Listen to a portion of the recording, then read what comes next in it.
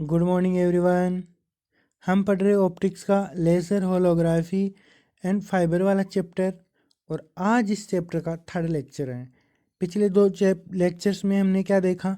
हमने देखा आइंस्टीन के कांस्टेंट के बारे में, तथा सेकंड लेक्चर में हमने देखा रिलेशन बिटवीन आइंस्टीन कोफिशिएंट। और आज थर्ड लेक्चर है, इसमें हम लेज़र के सिद्धांत के बारे में बात करेंगे। तो लेज़र का सिद्धांत लास्ट दो लेक्चर में जो हमने बात करी थी उसी के बेसिस पे ये सिद्धांत दिया गया है। चलिए स्टार्ट करते हैं आज का टॉपिक, लेज़र का सिद्धांत। उसमें साम्यावस्था की स्थिति में विकिरण के अवशोषण की दर और उत्सर्जन द्वारा कुल संक्रमण की दर परस्पर बराबर होती है। कब होती है बराबर? जब हम साम्यावस्था की बात करते हैं तब क्या होता है, अवशोषण द्वारा संक्रमण की दर तथा उत्सर्जन द्वारा संक्रमण की दर, यानी कि निम्न ऊर्जा स्तर से उच्च ऊर्जा स्तर में जाने वाले परमाणुओं की दर तथा उच्च ऊर्जा स्तर से निम्न ऊर्जा स्तर में आने वाले परमाणुओं की दर बराबर होती है। कब? जब हम उसमें साम्यावस्था की बात करते हैं। परंतु बाह्य विकिरण के आपतन से साम्यावस्था बिगड़ जाती है। जब हम पदार्थ के ऊपर, जिसमें बहुत सारे परमाणु है, उस पदार्थ के ऊपर कोई बाहर से विकिरण डालते हैं तो वहाँ पे साम्यावस्था बिगड़ जाती है, यानी कि उत्तेजित होने वाले और वापस ग्राउंड स्टेट में आने वाले परमाणुओं की संख्या जो पहले बराबर थी वो बिगड़ जाती है। तो इस स्थिति में हम उन दोनों को बराबर ना करके उनके अनुपात की बात कर रहे होते हैं। तो इस स्थिति में कुल उत्सर्जन तथा अवशोषण द्वारा संक्रमणों की दर का अनुपात, क्या? उत्सर्जन द्वारा संक्रमण RNM तथा अवशोषण RMN के अनुपातों की बात करते हैं। ऊपर लिख रहे हैं उत्सर्जन और नीचे लिख रहे हैं अवशोषण की बात। अवशोषण में क्या होगा? M से N में जाएगा इलेक्ट्रॉन तो Mn। उत्सर्जन में क्या होगा? N से N में इलेक्ट्रॉन आने वाला है, तो ये हो गया उत्सर्जन। तो इनके अनुपातों की बात करते हैं। जैसा कि लास्ट लेक्चर में देखा, इनकी संख्या क्या होती है? RNM। इसमें क्या होगा? ये है उत्सर्जन। उत्सर्जन कौन कौन सा होगा? स्वतः प्लस उद्दीपित। तो स्वतः में क्या हो जाएगी? स्वतः का मान क्या होगा? ANM NN, और उद्दीपित का हो जाएगा BNM NN UNU। तो ये सारी बातें हम लास्ट लेक्चर में कर चुके हैं। अगर आपने लास्ट लेक्चर नहीं देखा तो यहाँ जाके आप लास्ट लेक्चर देख सकते हो। ये हो गया उत्सर्जन। और अवशोषण की बात करें तो अवशोषण का मान होगा, यह अवशोषण करने वाले परमाणुओं की संख्या होगी BMN NM UNU। NN common आ जाता है दोनों साइड से, और ये हो गया NM, और ये बन जाती है अपनी इक्वेशन नंबर 5। लेकिन हम क्या जानते हैं? हम जानते हैं BNM और BMN दोनों इक्वल हैं। कहाँ मिला ये? लास्ट लेक्चर की इक्वेशन नंबर 11 में हमने ये रिलेशन प्राप्त कर लिया था, और लास्ट लेक्चर जाके देख सकते हैं। वहाँ पे हमें ये दोनों वैल्यूज बराबर आ गई थी। ये वैल्यू क्या है? ये हो गई उत्सर्जन, ये है उत्सर्जन गुणांक, और ये है अवशोषण गुणांक, जिनका मान बराबर होता है। चलिए आगे चलते हैं। तो पहले ये क्वांटिटी फर्स्ट टर्म में डिवाइड करेगी, फर्स्ट टर्म में इसका भाग देंगे तो क्या बन जाएगा? ये। और इसका जब सेकेंड टर्म में भाग देंगे, यू न्यू से यू न्यू कट जाएगा और आ जाएगा BNM डिवाइड BMN। और हमने यहाँ पे क्या देखा? दोनों इक्वल है तो ये भी कट जाएगा और यहाँ पे रह जाएगा 1, और ये लिखा वो 1, और ये वाली क्वांटिटी 8 डिजिट ये आ गई।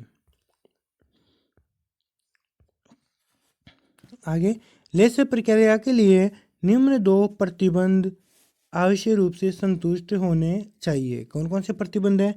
स्वतः उत्सर्जन, जो असंबद्ध विकिरण उत्सर्जित करता है, यानी कि कोई परमाणु उत्तेजित अवस्था में होता है तो यहाँ वाला इलेक्ट्रॉन स्वतः ही विकिरण का उत्सर्जन करके निम्न ऊर्जा स्तर में आ जाता है। तो ऐसे परमाणु जो निम्न ऊर्जा स्तर में आते हैं उनसे निकलने वाली विकिरणें, एक पहला परमाणु ऐसे ही कोई दूसरा परमाणु होगा, उससे जो विकिरण निकल रही, ये दोनों विकिरणें आपस में कला संबंध नहीं होती, क्योंकि ये दोनों एक दूसरे से स्वतंत्र होती है। इनका निकलने में ये विकिरण उत्सर्जित हो रही है, इनमें आपस में कोई संबंध नहीं होता, इसलिए ये दोनों कला संबंध नहीं होती, असंबंध होती है। तो स्वतः उत्सर्जन में असंबंध विकिरण उत्सर्जित करता है की प्रायिकता उद्दीपित उत्सर्जन की तुलना में नगण्य होनी चाहिए। क्यों होनी चाहिए? क्योंकि स्वतः में हमें क्या मिलता है? असंबद्ध विकिरण, जबकि उद्दीपित उत्सर्जन में हमें निकलने वाली सारी विकिरणें कला संबंध दिशा, सेम कला की, सेम ध्रुवण और समान दिशा में प्राप्त होती है। तो हम चाहेंगे स्वतः उत्सर्जन ना हो के उद्दीपित उत्सर्जन होना चाहिए, इसलिए उद्दीपित उत्सर्जन की प्रायिकता ज़्यादा होनी चाहिए। तो हम क्या कह सकते हैं? ANM ये है स्वतः का गुणांक, वेरी वेरी लेस देन होना चाहिए BNM U न्यू से। ये हो गया उद्दीपित उत्सर्जन गुणांक और ये हो गया स्वतः उत्सर्जन गुणांक, इसका मान कम होना चाहिए। कुल उत्सर्जन द्वारा संक्रमण की दर अवशोषण द्वारा संक्रमण की दर से बहुत अधिक होनी चाहिए। ये रिपीट हो गया। तो कुल उत्सर्जन द्वारा संक्रमण की दर अवशोषण द्वारा संक्रमण की दर से अधिक होनी चाहिए। हम बनाना चाह रहे हैं लेसर, और लेसर में होना क्या चाहिए कि उच्च ऊर्जा से निम्न ऊर्जा स्तर में आने वाले परमाणुओं की संख्या ज़्यादा होनी चाहिए, क्योंकि निम्न स्तर में आएंगे तभी तो विकिरण का उत्सर्जन होगा। तो हम चाहते हैं विकिरणों का उत्सर्जन हो, इसलिए उत्सर्जन वाला संक्रमण ज़्यादा होना चाहिए अवशोषण वाले संक्रमण से, क्योंकि हमें पता है अवशोषण वाले संक्रमण तो विकिरणों का अवशोषण होता है, उसमें कोई विकिरण बाहर नहीं निकलती।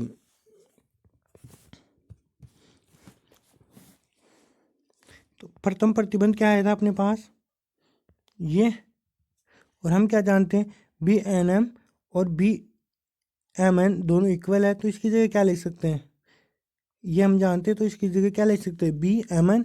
तो ये बन जाएगा हमारा ये वाला रिलेशन, और ये रिलेशन कौन सा है? सेकंड वाला, सॉरी सेकंड वाला नहीं है। तो हमारे पास ये बन जाएगा रिलेशन। तो इस रिलेशन की हेल्प से हम क्या करते हैं?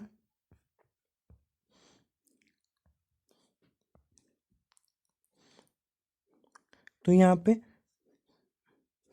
ANM की वैल्यू BMN से बहुत बहुत कम हो जाती है, इसलिए हम इसका मान लगभग जीरो के सापेक्ष इसका मान लगभग 1 के सापेक्ष 0 के इक्वल हो जाता है, इसलिए हम इसको नेग्लेक्ट कर सकते हैं। और हमारे पास क्या रह जाएगा? RNM, हमारे पास रह जाएगा RNM बाई RMN इक्वल, ये हो गया 0 और ये 1 और ये आ गया NNNM।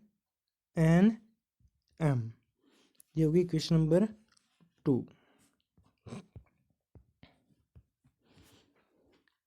बोल्ट्जमैन सांख्यिकी के विकिरण नियम से हमें पता है, हमने क्या निकाला था लास्ट लेक्चर में?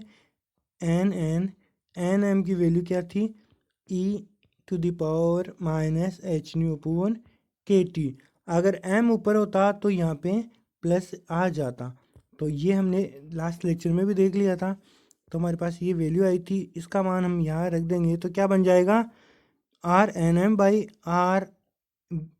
RMN is equal to e⁻ℏ/kT। ये रिलेशन हमें मिल जाएगा। अब बात करते हैं समष्टि प्रतिलोमन। तो ये है लेसर का फर्स्ट टॉपिक, मतलब लेसर में चल रहा है, ये सब टॉपिक है लेसर का। समष्टि प्रतिलोमन, पॉपुलेशन इनवर्स, ये क्या होता है इसकी जानने की कोशिश करते हैं। जब उच्च ऊर्जा स्तर EN में परमाणुओं की संख्या निम्न ऊर्जा स्तर EM में स्थित परमाणुओं की संख्या से अधिक हो तो इस असामान्य स्थिति को समष्टि प्रतिलोमन कहते हैं। कौन सी असामान्य स्थिति? जब उत्तेजित परमाणुओं की संख्या, ये उच्च ऊर्जा स्तर में स्थित परमाणु की संख्या, NN निम्न ऊर्जा स्तर में स्थित परमाणु की संख्या से अधिक हो जाए तो उसको बोलते हैं असामान्य स्थिति। क्योंकि सामान्य स्थिति में क्या होता है, निम्न ऊर्जा स्तर में ज़्यादा होते हैं परमाणु, लेकिन जब उच्च ऊर्जा स्तर में ज़्यादा परमाणु हो जाए तो वो स्थिति बन जाती है असामान्य स्थिति। और इसी स्थिति को बोलते हैं हमें समष्टि प्रतिलोमन। कि जो सामान्य स्थिति है उसकी विपरीत हो जाता है, इसलिए इसको बोलते हैं समष्टि प्रतिलोमन। ये कंडीशन बनती है असामान्य कंडीशन। इस स्थिति को ऋणात्मक परम ताप के द्वारा व्यक्त किया जाता है। आगे देखेंगे कैसे आता है ऋणात्मक परम ताप। तो हम जानते हैं NM/NN क्या होता है, EhνkT, या फिर बोल सकते हैं NN/NM = e⁻ इसका ln लेंगे, यानी कि log e के बेस में, तो log base e NN/NM = -hνkT। यहाँ से t की वैल्यू निकालेंगे तो क्या होगा, t इधर आ जाएगा और log वाली टर्म इधर आ जाएगी, तो -hν/k log NN/NM हमारे पास ये रिलेशन बन जाता है। और हम जानते हैं hν क्या है, hν क्या है,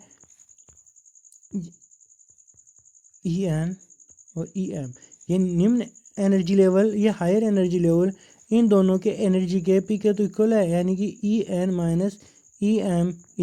है hν। तो हम ये वैल्यू यहाँ पे रख देते हैं, hν की जगह रख देंगे ये वाली En - Em। आगे चलते हैं। अब सामान्य स्थिति बोले तो निम्न ऊर्जा स्तर में परमाणु की संख्या ज़्यादा, तो NN > NM। सामान्य स्थिति में क्या होता है, NN > NM तथा En - Em > 0।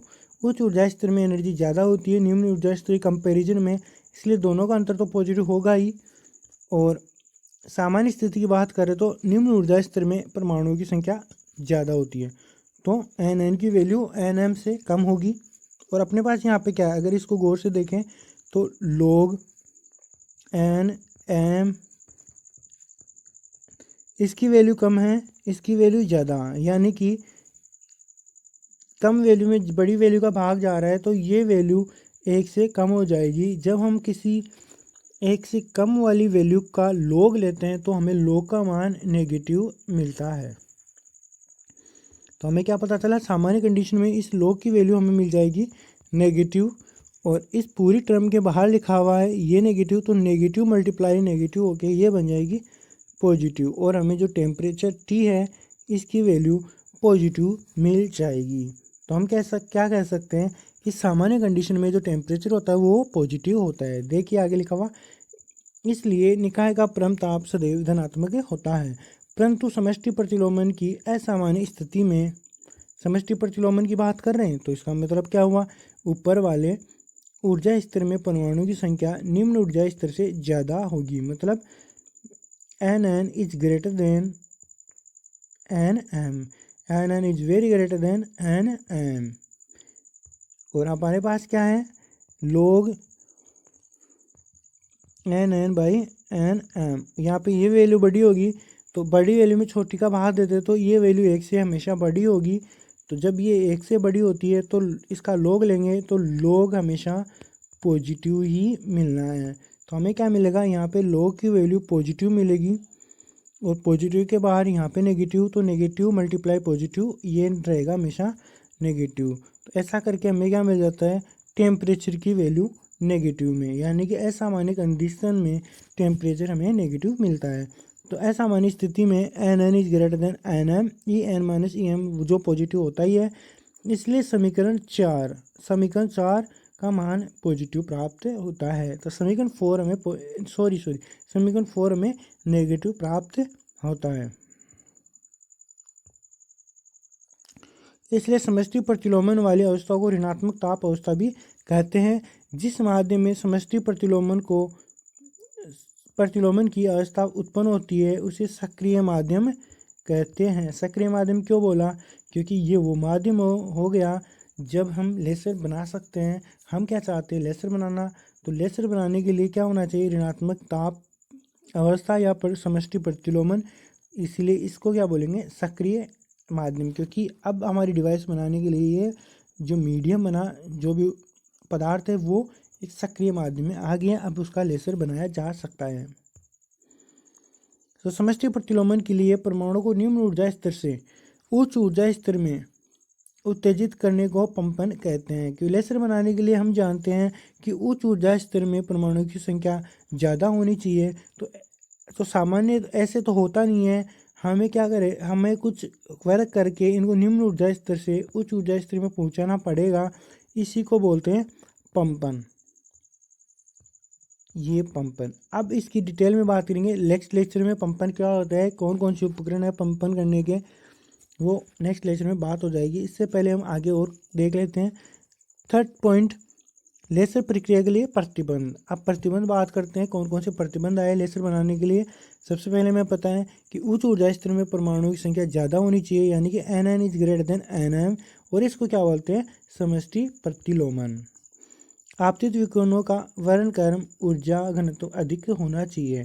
यह हमें अच्छे से पता है कि ऊर्जा घनत्व अधिक होगा तब क्या होगा, यानी कि न्यू का मान ज़्यादा होगा तो उद्दीपित उत्सर्जन अच्छे से होगा, क्योंकि एक अच्छी एनर्जी की हमें विकिरण मिलेगी और उससे परमाणु कुछ एनर्जी लेके उत्सर्जित हो जाएंगे, यानी कि उद्दीपित उत्सर्जन होगा।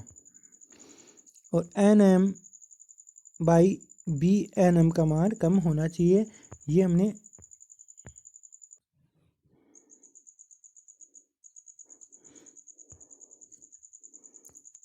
प्रकाश प्रवर्धन, परमाणुओं में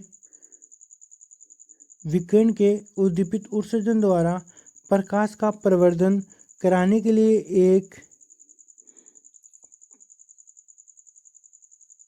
एक प्रकाशीय गुहिका में सक्रिय माध्यम को दो समांतर दर्पणों के बीच रखते हैं। यानी कि हम क्या करते हैं? प्रकाश का प्रवर्धन करना चाहते हैं, यानी प्रकाश को बढ़ाना चाहते हैं। इसके लिए क्या करते हैं? प्रकाशीय गुहिका में सक्रिय माध्यम, यानी वो पदार्थ जो अब पंप करके, यानी कि उच्च ऊर्जा स्तर में जिसमें परमाणु की संख्या ज़्यादा हो गई, वो हो गया सक्रिय माध्यम, को दो समांतर दर्पणों के बीच रखते हैं। उनमें से एक पूर्ण परावर्तक और दूसरा अल्प परावर्तक होता है। इनको कैसे रखते हैं नेक्स्ट लेक्चर में इसकी डिटेल में बात हम आराम से कर लेंगे। ये गुहिका उद्दीपित विकिरणों के ऊर्जा घनत्व में वृद्धि कर देती है, जिससे गुहिका में स्वतः उत्सर्जन के तुलना में उद्दीपित उत्सर्जन की प्रधानता हो जाती है। स्वतः के सापेक्ष उद्दीपित। और लेसर बनाने के लिए यही जरूरी कंडीशन है कि स्वतः के सापेक्ष उद्दीपित उत्सर्जन ज़्यादा होना चाहिए। तो इस प्रक्रिया को प्रकाश का प्रवर्धन कहते हैं। तो आज का लेक्चर बस इतना ही। लास्ट का लेक्चर देखने के लिए आप डिस्क्रिप्शन में जाके देख सकते हैं। और अब आगे नेक्स्ट टॉपिक में हम अलग अलग लेसर के बारे में बात करेंगे, जो कि एग्जाम में बहुत बार पूछे जाते हैं और बहुत ही इम्पोर्टेंट टॉपिक है।